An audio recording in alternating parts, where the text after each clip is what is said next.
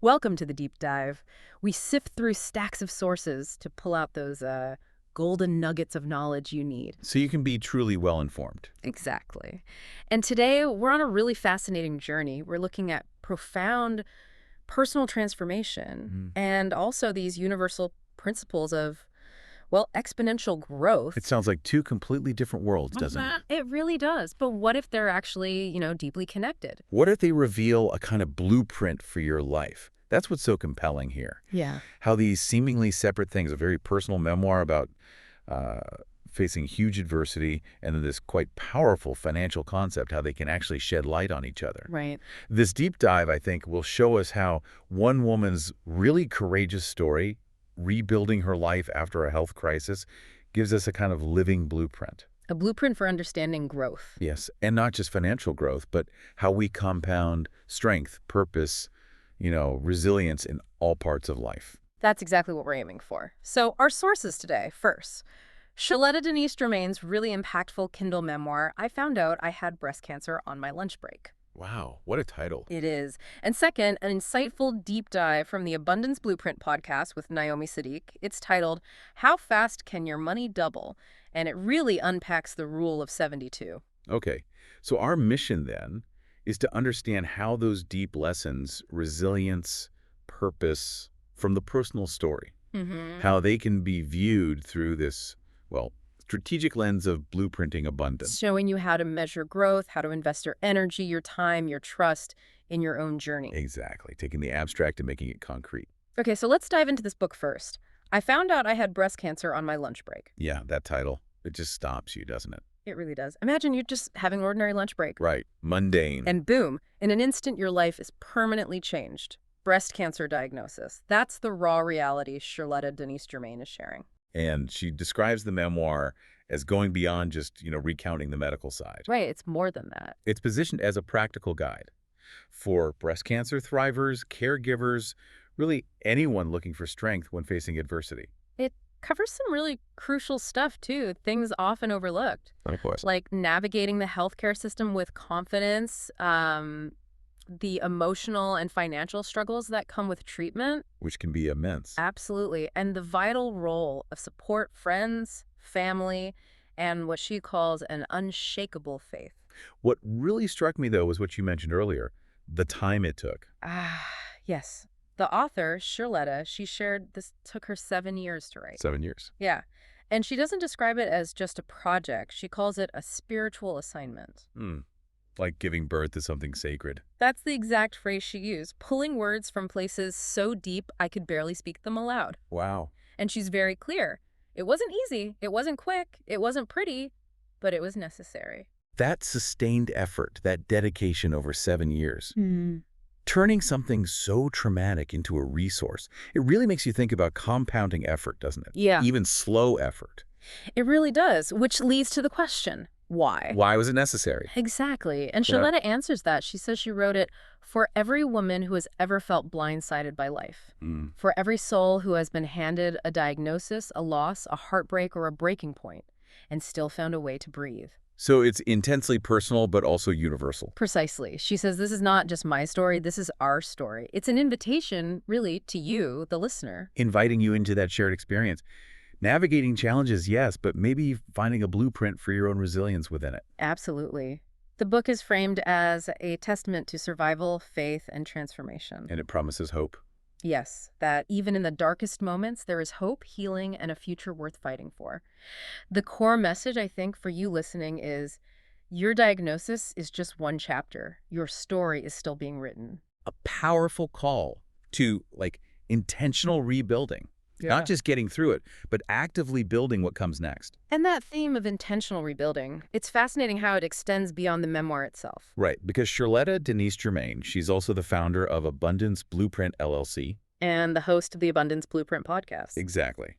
Her work now focuses on helping women move from uncertainty to clarity. How does she do that? By exploring personal growth, financial literacy, emotional well-being, giving women practical tools. Tools for resilience, empowerment, transformation. Yes, and with a particular focus on Black and brown women, her own story, her own rebuilding, is clearly the foundation for this broader blueprint she offers. Which brings us nicely to Naomi Saadiq. She narrates the Abundance Blueprint podcast. And she gave a really powerful review of Charletta's book. What did she say? She called it not a memoir polished in perfection.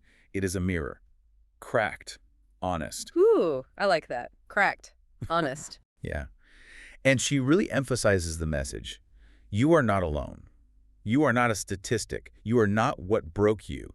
You are what you decide to rebuild. There it is again, that active rebuilding, that strategic approach to your own growth. It connects both their messages, doesn't it? It absolutely does. And if we connect that to the bigger picture, Naomi Saadiq's podcast Deep Dive on the Rule of 72. Yeah. Well, it really resonates with this whole idea. Blueprinting your future, rebuilding with intention. Exactly.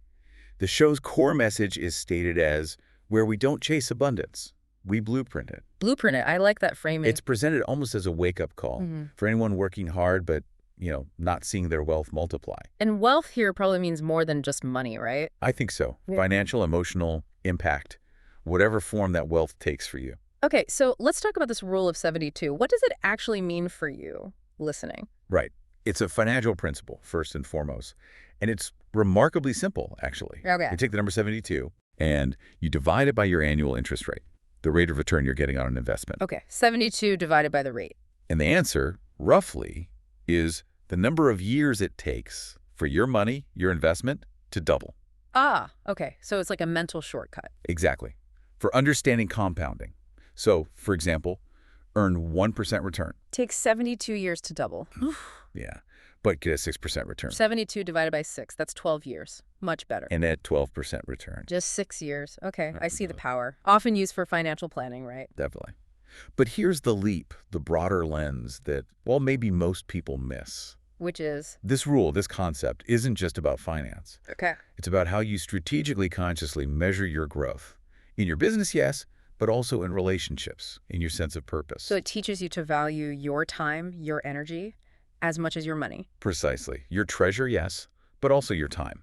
In, say, professional spaces, B2B, the podcast suggests it's non-negotiable. Meaning, if a vendor or a client or even just a policy you have in place, if it can't hold and multiply energy, then it's not working for you. It's seen as a leak, not a partnership. It introduces this idea of energetic ROI. Energetic return on investment. Okay. What return are you getting on the time, the focus, the effort you put in? And the podcast deepens this even more, suggesting the rule connects to like fundamental parts of ourselves. Yeah, it touches on foundational things. Yeah. Your root chakra, your sense of security, your right to be here, Okay. your solar plexus, your confidence, your power to decide, Right. and your third eye, your intuition, your ability to see what's possible. So it prompts some pretty deep questions for you, the listener. Exactly. Questions like, are you investing in peace or panic? Yeah. Where is your energy actually going? Are your relationships compounding, adding to your joy, your support? Or are they costing you, draining you? Are your commitments, your contracts, are they multiplying your mission or are they muting it? These aren't just abstract thoughts then. They're direct ways to apply that compounding principle to your whole life. Yeah, the core insight, as presented, is that many entrepreneurs, many people building things, they aren't failing because they lack talent or don't work hard enough. It's something else. Because they're not tracking how energy, including money, multiplies. They're not measuring the energetic ROI. So if you're building a brand, a nonprofit, really any venture, And you're not using some kind of framework like the Rule of 72 to evaluate the containers for your efforts, the partnerships, the projects, the policies. you risk burnout. Stagnation. Exactly. You risk pouring energy into leaks. It forces you to ask those hard questions. Is this partnership really compounding my value, doubling it over time? Is this vendor, this policy, doubling my security, my growth potential? Or am I giving, say, 72 hours of precious energy to something that's going to take 72 years to give anything back? And if the answer is yes, the advice is clear. Replant that seed. Rethink that investment of your energy. Find better soil. Wow. Okay, so this deep dive has really shown us how that incredibly personal journey, Charletta Denise Germain's story of healing, finding purpose, Finds this profound echo, this resonance in these broader principles of growth and energetic ROI. principles championed by Naomi Saadiq and the Abundance Blueprint. Yeah, it really highlights that whether you're navigating huge life challenges like a health crisis, Or building your dreams, your business, your future. the power lies in understanding how things compound, how energy multiplies, and how you can, you know, intentionally blueprint a future of abundance. Taking the unseen, the energetic, and making it measurable. Not just in your bank account, but in the whole fabric of your life. So let's leave our listeners with a provocative thought to chew on. Okay. How can you apply this rule of 72, thinking beyond just the dollars and cents, to the things that truly matter? Think about the investments you make every day. In relationships, your personal well-being, creative projects, even just daily habits. Yeah. Are you planting those seeds, investing that energy in soil that will actually allow those efforts to compound, to double? Leading to more peace, more purpose, more abundance in the long run. Or are you maybe creating leaks?